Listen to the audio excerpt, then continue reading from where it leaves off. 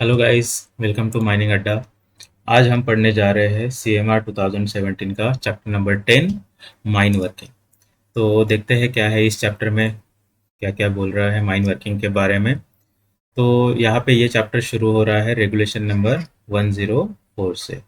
Regulation number 104 में हमें बताया गया है सेफ्टी मैनेजमेंट प्लान के बारे में। तो देखते हैं क्या क्या है सेफ्टी मैनेजमेंट प्लान में। The owner, agent and manager of every mine shawl identify the hazards to health and safety of the persons employed at the mine to which they may be exposed while at work. Hazards को identify करना है. Next, assess the risk assessment करना है to health and safety to which employees may be exposed while they are at work. Record the significant hazards identified and risk assessed. Record करना है उनको. Hazards hazards identified और risk assess जितने भी रहेंगे उनको रिकॉर्ड करना है. Next, make the records available for inspection by the employees. Records को अवेलेबल रखना है for inspection by the employees. Follow an appropriate process for identification of the hazards and assessment of risk. Follow करना है appropriate process को for identification of hazards and assessment of risk. अब देखते हैं sub regulation 2 क्या बोल रहा है. The owner, agent and manager of every mine after consulting the safety committee of the mine and internal safety organisation shall determine all measures necessary to eliminate any recorded risk, control the risk at source, minimize the risk, and in so far as the risk remains, provide for personal protective equipment and institute a program to monitor the risk to which employees may be exposed. ये सब चीज़ें owner, agent और manager ने करना है. Next, based on the identified hazards, risks, the owner, agent and manager of every mine shall prepare an auditable document called safety management plan. ये एक safety management plan बनाएंगे. Next, that forms part of the overall management and includes organizational structure, planning, activities, responsibilities, practices, processes and resources for developing, implementing, achieving, reviewing and maintaining a safety and health policy of a company. It shall be the duty of owner, agent and manager to implement the measures determined necessary and contained in the safety management plan for achieving the objectives set out in sub-regulation 2 in the order in which the measures are listed in the said sub-regulation. Next, the safety management plan shall contain, safety management plan में क्या क्या रहेगा. A defined mine safety and health policy of the company, a plan to implement the policy, how the mine or mines intend to develop capabilities to achieve the policy, principal hazard management plans, standard operating procedures SOPs, ways to measure, monitor and evaluate performance of the safety management plan and to correct matters that do not conform with the safety management plan. Next, a plan to regularly review and continually improve the safety management plan.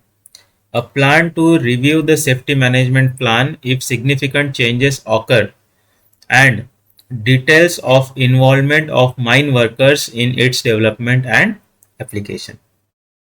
ये सब चीज़ें रहेगी. Next, the owner, agent and manager of every mine shall periodically review the hazards identified and risk assessed to determine whether further elimination, control and minimization of risk is possible and consult with the safety committee on review. Next, the owner, agent, or manager of every mine shall submit a copy of the safety management plan to regional inspector, who may at any time by an order in writing require such modifications in the plan as he may specify therein. The owner, agent, and manager of every mine shall be responsible for effective implementation of safety management plan. Safety management plan के effective implementation के लिए owner, agent और manager responsible रहेंगे। Next है sub regulation 105। Regulation 105 हमें बता रहा है मैनुअल ओपन कास्ट वर्किंग के बारे में।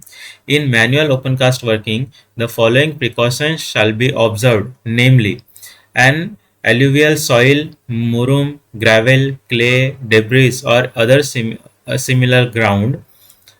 The sides shall be sloped at an angle of safety not exceeding 45° from the horizontal, or such other angle as the regional inspector may permit by an order in writing and subject to such conditions as he may specify therein.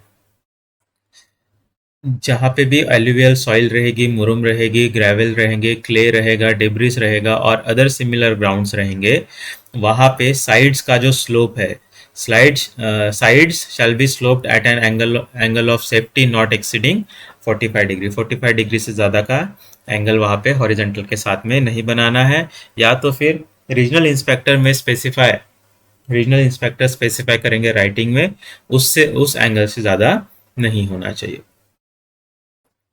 The side shall be kept benched and the height of any bench shall not exceed 1.5 meter and breadth thereof shall not be less than the height.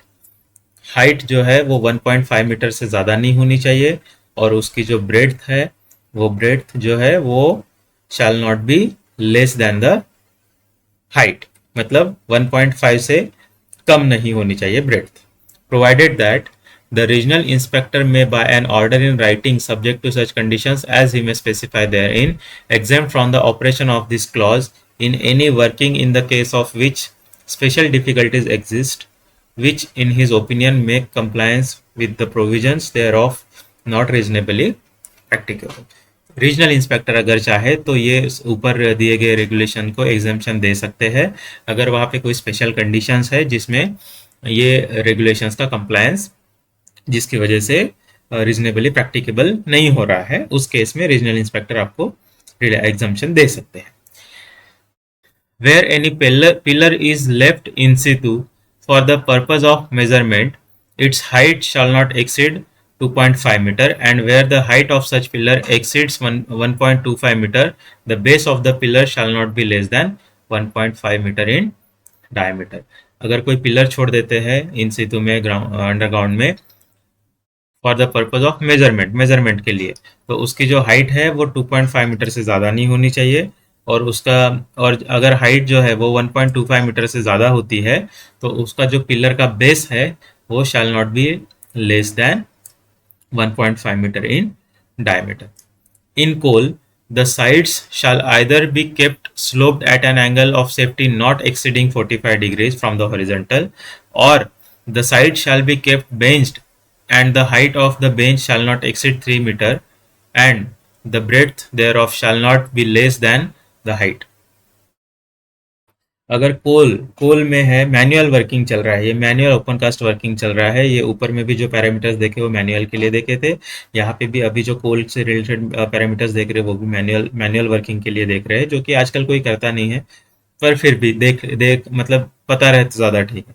तो उसका manual working में भी जो bench है वो bench की height 3 metre से ज़्यादा नहीं होनी चाहिए, बेंच की ब्रेड्थ जो है वो हाइट से कम नहीं होनी चाहिए और उसका जो एंगल है हॉरिजॉन्टल के साथ में बेंच एंगल जो है वो 45 डिग्री से ज़्यादा नहीं होना चाहिए। Provided that chief inspector may by an order in writing and subject to such conditions as he may specify therein exempt from the operations of this sub regulation any working in the case of which special difficulties exist, which in his opinion make compliance with the provisions thereof not reasonably practicable. Chief inspector आपको exemption दे सकते हैं।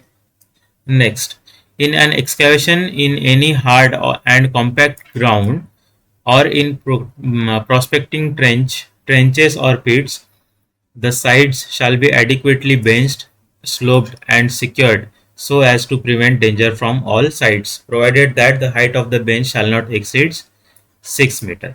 जहाँ पे भी hard and compact ground में हम excavation कर रहे हैं तो वहाँ पे साइड्स जो भी रहेंगे उनको साइड्स को एडिक्वेटली बेंचिंग करना है, उनका स्लोपिंग करना है, सिक्योर करना है उनको।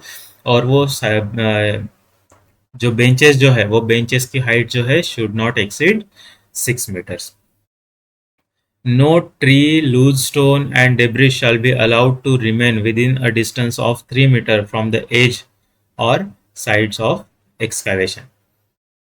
कोई भी ट्री, लूज स्टोन या डेब्रिस आपने नहीं रखना है to be allowed to remain within a distance of 3 metre, 3 metre के डिस्टेंस में नहीं रखना है, एज से 3 मीटर तक। Next, no person shall undercut any face or side, undercutting नहीं होने देना है or side, or cause or permit such undercutting as to cause any overhanging. अब देखते हैं नेक्स्ट, ये इंपॉर्टेंट है, यही आजकल चल रहा है, mechanised open cast working. In all mechanized open cast workings, the precautions specified in sub-regulation 2 to sub-regulation 6 shall be observed। जो आगे आने वाले हैं precautions है वो सारे precautions आपने लेने हैं। Next, before starting a mechanized open cast working, the owner and agent of the mine shall ensure that the mine, including its method of working, ultimate pit slope, dump slope and monitoring of slope stability, has been planned, designed and worked as determined by a scientific study। Mechanised open cast working start करने से पहले ही owner और agent ने plan करना है, accordingly design करना है और साइंटिफिक स्टडी करके सारी चीज़ें, उसमें क्या क्या देखना पड़ेगा, मेथड ऑफ वर्किंग क्या रहेगा, अल्टीमेट पिट स्लोप क्या रहेगा, डंप स्लोप क्या रहेगा, मॉनिटरिंग ऑफ स्लोप स्टेबिलिटी किस तरीके से की जाएगी, ये सारी चीज़ें आपको साइंटिफिक स्टडी करके डिटरमाइन करनी पड़ेगी। And a copy of the report of such study has been kept available in the office of the mine। Next देखते हैं, provided that in case of mines where such a study has not been made, जहाँ पे भी study नहीं की गई होगी scientific study, it shall be the responsibility of owner and agent, owner and agent की रिस्पॉन्सिबिलिटी रहेगी to get the said study made within 1 year from the date of coming into force of this regulations. 1 साल के अंदर में आपने करवा देना था। Next, the owner, agent and manager of every mechanised open cast mines shall ensure that the recommendations made in the report of scientific study referred to in sub regulation 2 are complied with। अब owner, agent और manager की responsibility ये बन जाती है कि उसमें scientific study में जो भी रिकमेंडेशंस दिए गए होंगे वो रिकमेंडेशंस को कंप्लाई किया जाए। The height of the benches in overburden consisting of alluvial soil, muram, gravel, clay, debris or other similar grounds shall not exceed 3 metre. Loose soil अगर है, इसका सिंपल में मीनिंग ये हो जाता है, ये जितने भी एग्जांपल्स दिए हैं इसका मीनिंग है लूज सॉइल। लूज सॉइल के बेंचेस जो भी ओबी में बनाएंगे उसकी जो हाइट है वो किसी भी हालत में 3 मीटर से ज़्यादा नहीं होनी चाहिए। And the width thereof shall not be less than 3 times the height of the bench। width जो है वो 3 times, मतलब अगर 3 मीटर के बेंच छोड़े हैं तो 9 मीटर की width रखनी पड़ेगी आपको उस बेंच की। The height of the benches in coal and overburden of rock formation other than that mentioned in sub regulation 4 shall not be more than the digging height or reach of the excavation machine in use for digging, excavation or removal, and the width thereof shall not be less than। तो जो भी उसके other than this loose soil, hard OB बोल लीजिए या फिर कोल के benches बोल लीजिए, उसकी जो हाइट है shall not be more than the digging height or reach of the excavation machine, जो भी यूज की जा रही होगी वहां पे। और उसकी विड्थ के बारे में क्या बोल रहे हैं, the width of the widest machine playing on the bench plus 2 meter, widest machine playing on the bench plus 2 meter, और है if dumpers ply on the bench 3 times the width of the dumper, width plus 2 meter, यहाँ पे क्या है 3 times the width of dumper or the height of the bench whichever is more। तो maximum cases में जो होता है वो यही होता है 3 times the width of the dumper. तो ये 3 ऑप्शन है। पहला ऑप्शन क्या है कि जो भी लार्जेस्ट मशीन प्लाइंग होगी उस बेंच पे उसका मल्टीप्लाई बाय सॉरी वो मशीन प्लस 2 मीटर्स ये होना चाहिए विड्थ ऑफ द बेंच, या फिर जो भी डंपर प्लाई हो रहा होगा वहां पे, तो उस डंपर के 3 टाइम्स विड्थ होनी चाहिए। वो डंपर की जितनी भी विड्थ होगी उस विड्थ के 3 टाइम्स विड्थ होनी चाहिए उस बेंच की, या तो फिर जितनी बेंच की हाइट है उतने ही आपको बेंच की विड्थ रखनी पड़ेगी। तो ये 3 में से जो भी बड़ा डायमेंशन होगा वो वहां पे आपको विड्थ रखनी पड़ेगी। Notwithstanding anything contained in sub-regulation 2, 4 and 5, the Chief Inspector may by an order in writing and subject to such conditions as he may specify therein require or permit the height and width of benches in variance with aforesaid। Chief inspector जो है आपको time to time अगर उनको ठीक लगता है, उनको लगता है कि यहाँ पे इस तरीके के स्पेसिफिकेशंस होने चाहिए बेंच के हाइट के विड्थ के, तो वो आपको स्पेसिफाई कर सकते हैं इनके अलावा भी, और वो आपको कंप्लाई करना पड़ेगा। नेक्स्ट है सब रेगुलेशन 107 में रिक्लेमेशन के बारे में बताया है। All excavations made by open cast mining shall be suitably reclaimed by backfilling or by any other means.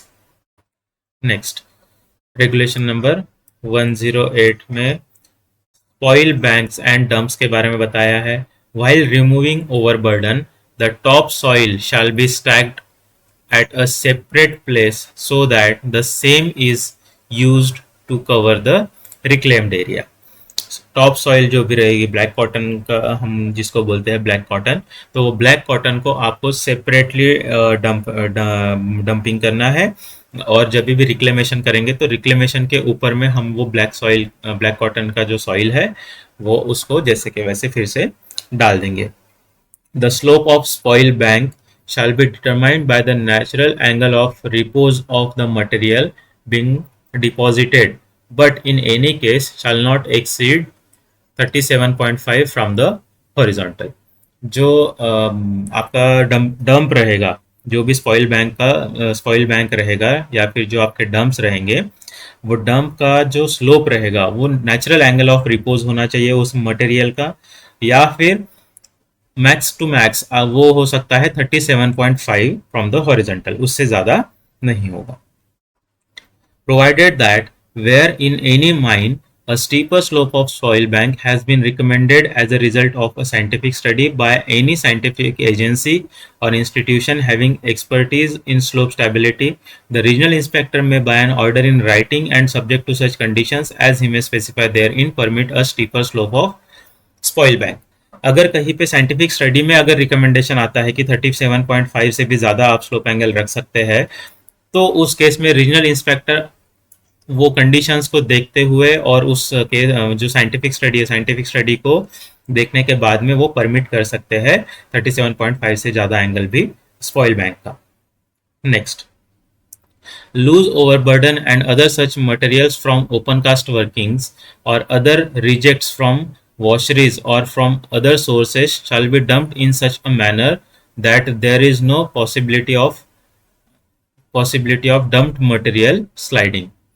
जो लूज ओवरबर्डन होगा या फिर लूज ओवरबर्डन, या तो फिर रिजेक्ट्स फ्रॉम वॉशरीज, इस तरीके से आपको डंप करना है जहाँ पे मटेरियल स्लाइडिंग का पॉसिबिलिटी ना हो, मटेरियल स्लाइडिंग की पॉसिबिलिटी ना हो। Next, any spoil bank exceeding 30 meters in height shall be benched so that no bench exceeds 30 meter in height and overall slope shall not exceed 1 vertical to 1.5 horizontal। हाँ, तो जहाँ पे भी हम लोग डंपिंग कर रहे हैं, लूज मटेरियल डंप कर रहे हैं, स्पॉइल बैंक जहाँ पे भी बना रहे हैं, तो उसकी जो हाइट है वो height should not exceeds 30 metre. And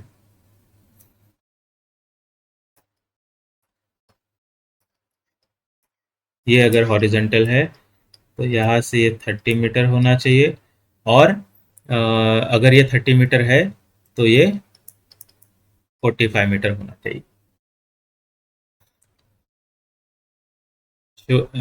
shall not exceeds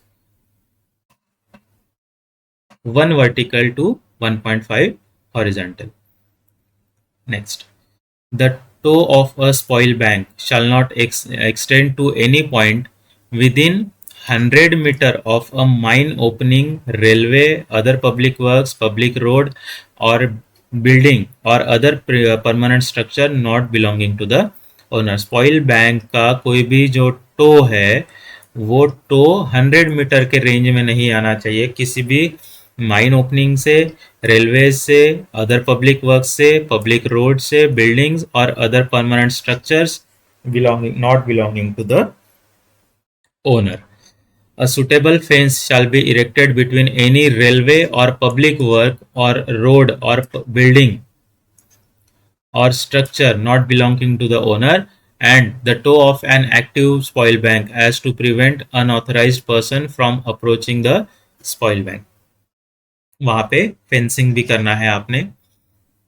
no person shall be no person shall approach or permitted to approach the toe of an active spoil bank where he may be endangered from material sliding or rolling down the face. किसी भी person को आपने permit नहीं करना है spoil bank के to के पास में जाने के लिए। Adequate precautions shall be taken to prevent failure of slopes of the spoil banks or dumps। Failure failure of slopes के लिए एडिक्वेट प्रिकॉशंस आपने लेने हैं। नेक्स्ट है transport rules, regulation number 109। 109 transport rules में क्या बोल रहे हैं? The manager of every mine shawl frame and enforce a code of transport rules with due regards to the size and capacity of transportation machinery in use and prevailing local conditions, and a copy of the same shall be submitted to the regional inspector, who may at any time by an order in writing require such modifications in the transport rules as he may specify therein। Manager क्या करेंगे? Manager of every mine shawl frame and enforce, बनाएंगे और उसको enforce करेंगे। क्या करेंगे? Code of transport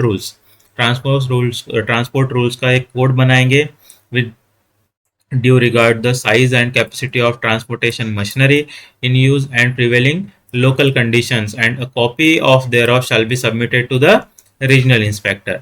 और जो कि रीजनल इंस्पेक्टर क्या करेंगे? टाइम टू टाइम उसमें कुछ भी मॉडिफिकेशन या कर सकते हैं।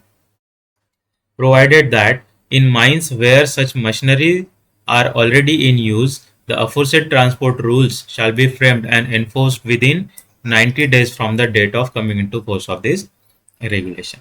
The manager shall hand over copies of transport rules to all operators, drivers, and officials concerned, and shall also post such copies at all conspicuous places in the mine and in language comprehensible by workers। उसका जो copy है code of transport rules का जो copy है वो copy drivers को, operators को और ऑफिशियल्स को हैंड ओवर करेंगे और वो जगह जगह पे चिपका के भी रखेंगे। Next, the manager and The manager and such officials shall each be responsible for securing effective compliance with the provisions of the transport rules, and no mine or part thereof mine shall be worked in contravenance thereof. जो भी code of transport rules है उसके अलावा उसके अलावा कोई भी उसका मतलब उसका वायलेशन ना हो जाए, कॉन्ट्रावेंशन मतलब उसके अगेंस्ट में कोई काम ना करे किसी भी प्रकार का, और कोड ऑफ ट्रांसपोर्ट रूल्स का कंप्लायंस होना ज़रूरी है, ये देखने का काम मैनेजर और ऑफिशियल्स का रहेगा। तो ये था गाइज हमारा पार्ट नंबर 1 इस चैप्टर का। हमने इस चैप्टर का चैप्टर 10th का पार्ट नंबर 1 देख लिया है। Next we will see in next part. Thank you so much.